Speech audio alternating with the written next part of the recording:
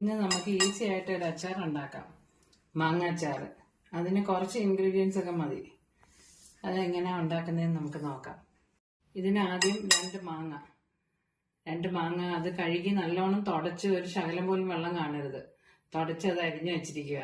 പിന്നെ മുളക് പൊടി, കായപ്പൊടി, ഉപ്പ് അതെല്ലാം കൂടെ മിക്സ് ചെയ്ത് വെക്കണം. ആദ്യം നമുക്കത് മിക്സ് ചെയ്യാം.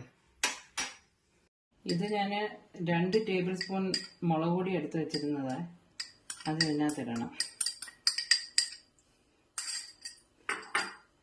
അടുത്തത് കായപ്പൊടി, കുറച്ച് കായപ്പൊടി, ഉപ്പ്,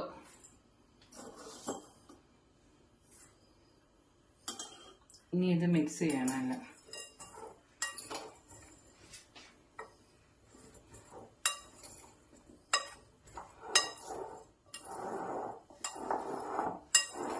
ഇതൊന്ന് നല്ലോണം മിക്സ് ചെയ്ത് ഇതൊരു 5 മിനിറ്റ് വെച്ചേക്കണം. 5 മിനിറ്റ് കഴിഞ്ഞിട്ട് നമുക്ക് അടുത്തത് താളിക്കാം. ഇനി ചട്ടി വെച്ചിട്ട് നല്ലെണ്ണ ഒഴിക്കണം.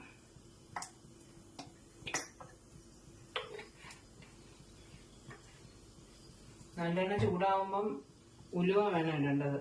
കടുകൊന്നും ഇതിനകത്ത് ഇടത്തില്ല.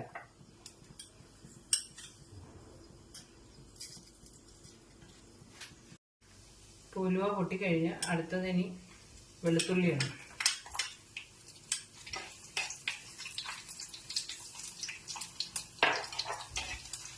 വെളുത്തുള്ളിയുടെ നിറം ചെറുതായിട്ടൊന്ന് മാറിയാൽ മതി, നല്ലോണം ബ്രൗൺ ഒന്നും ആവണ്ട.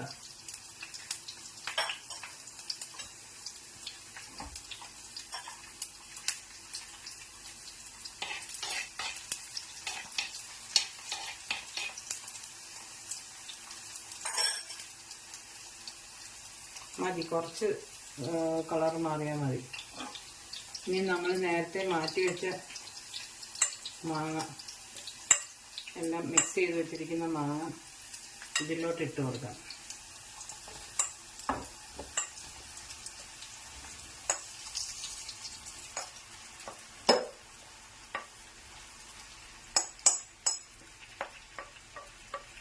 തീ കുറച്ച് വെച്ചേക്കണം, അല്ലെങ്കിൽ മുളക് പൊടി കരിയും.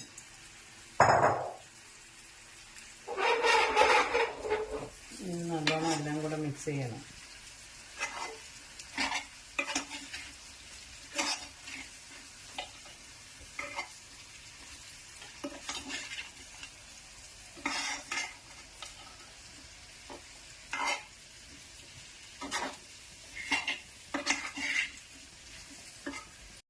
അടുത്തതായിട്ട് നമ്മൾ വിനീഗർ ഒഴിക്കണം. ചെയ്യണം, കുറച്ച് ഒഴിച്ചാൽ മതി.